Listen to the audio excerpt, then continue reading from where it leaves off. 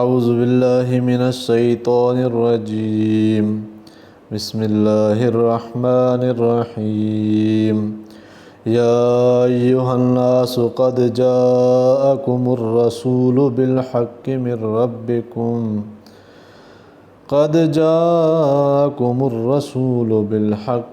ربکم فآمنوا خیرا لکم وَإِن تَكْفُرُوا فَإِنَّ لِلَّهِ مَا فِي السَّمَاوَاتِ وَالْأَرْضِ وَكَانَ اللَّهُ عَلِيمًا حَكِيمًا۔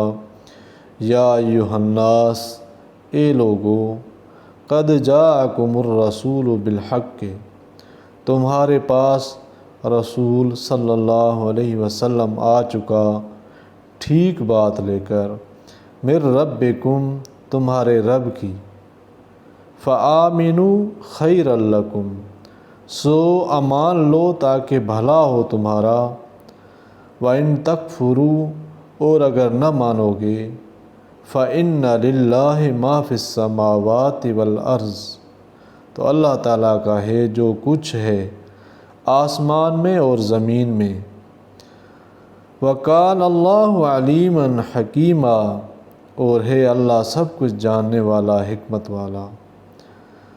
ربط آیات یہودیوں کے اعتراض کا جواب اور نبوت محمدیہ علی صاحب السلام کے اثبات کے بعد اب تمام جہان کے انسانوں کو خطاب فرماتے ہیں کہ تمہاری نجات اسی میں ہے کہ آپ صلی اللہ علیہ وسلم کی نبوت پر ایمان لے آؤ۔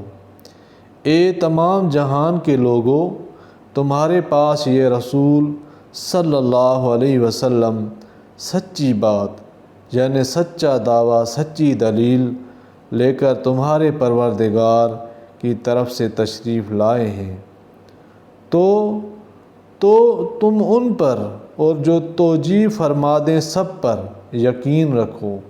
جو پہلے سے یقین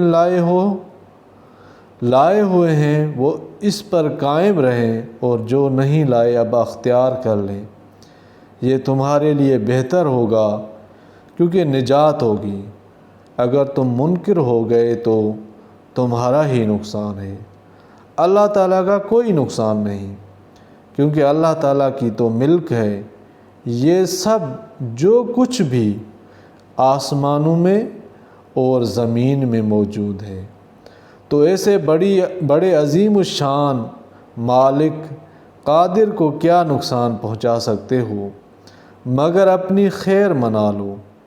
اور اللہ تعالیٰ سب کے ایمان و کفر کی پوری اطلاع رکھتے ہیں، اور دنیا میں جو پوری سزا نہیں دیتے تو اس لیے کہ کامل حکمت والے بھی ہیں، اور حکمت اس کو مقتضی ہے۔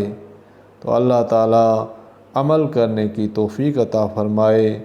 اللہ فرماتا ہے کہ جو ایمان لے آئے ہیں وہ بھی اس پر قائم رہیں، جو نہیں لائے وہ اب اختیار کر لیں۔ تو یہ انسانوں کی بھلائی ہے، اگر نہیں لاتے ایمان تو اللہ تعالیٰ کا کوئی نقصان نہیں، کیونکہ اللہ تعالیٰ تو زمین اور آسمان کا مالک ہے، اللہ تعالیٰ کا کوئی بھی کچھ نہیں بگاڑ سکتا۔ اللہ تعالیٰ ہر چیز پر قادر ہے، اللہ تعالیٰ سے کوئی پوچھنے والا نہیں ہے۔ اللہ تعالیٰ عمل کرنے کی توفیق عطا فرمائے، آمین یا رب العالمین۔